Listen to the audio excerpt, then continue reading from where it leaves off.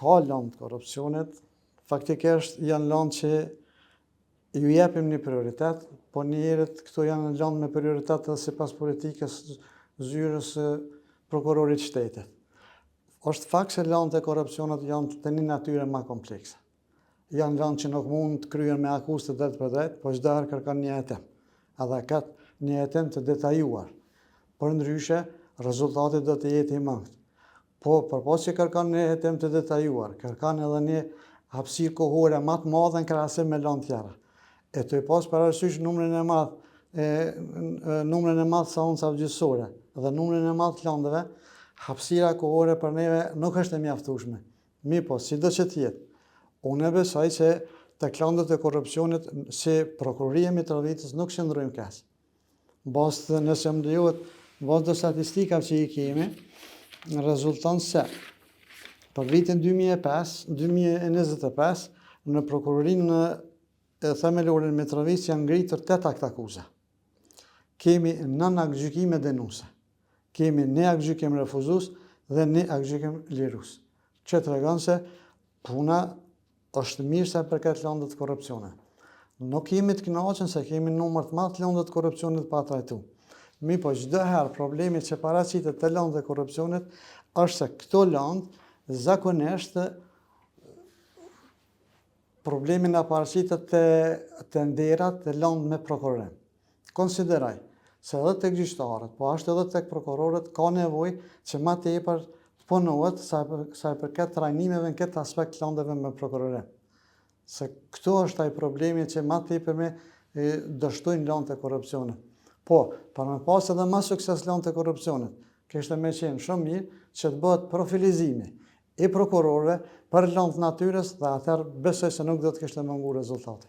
Cilat janë 3 problemet kryesore strukturore me të cilat përballet Prokuroria Themelore në Mitrovicë?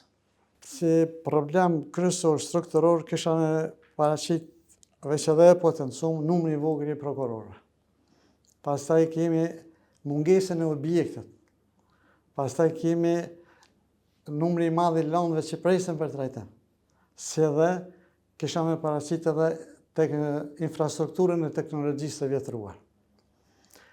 Me numër të vogël të prokurorëve, me këtë numër të lëndëve me të cilat disponon prokuroria, është vështirë të arrihet ndonjë rezultat ose të zbutet ky numër i këtyre lëndëve. Po ashtu me objektin ku tani po zhvillojmë këtë intervistë. Ky është një objekt privat. As përsa afërmi nuk e plotson kushtet për ushtrimin e veprimtarisë. Mirë po, mungesë të ndonjë objekti tjetër jemi detyruar që këto të vazhdojmë me punën tonë. Ky objekt, edhe pse disa herë kemi para pa mundësinë që të gjejmë një zgjidhje të largohemi prej këtij objekti, mirë po disi kanë hasur në vështirësi, nuk kemi hasur në mirë kuptim as me komunën e Mitrovicës, po njëkohësisht nuk kemi mundur me hasur në mirë kuptim as me qytetarët.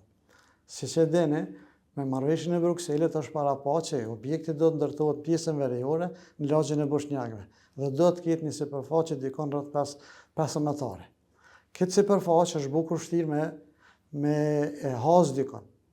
Kemi bën një kontakt, në realitet jemi taku me kryetarin e komunës së Mitrovicës, Atiqin, dhe pas shqetësimeve që ja kemi paraqitur, na ka premtuar se do të bëj zgjidhje sa përket këtij problemit të objektit, mirë po vetëm premtime kanë metër.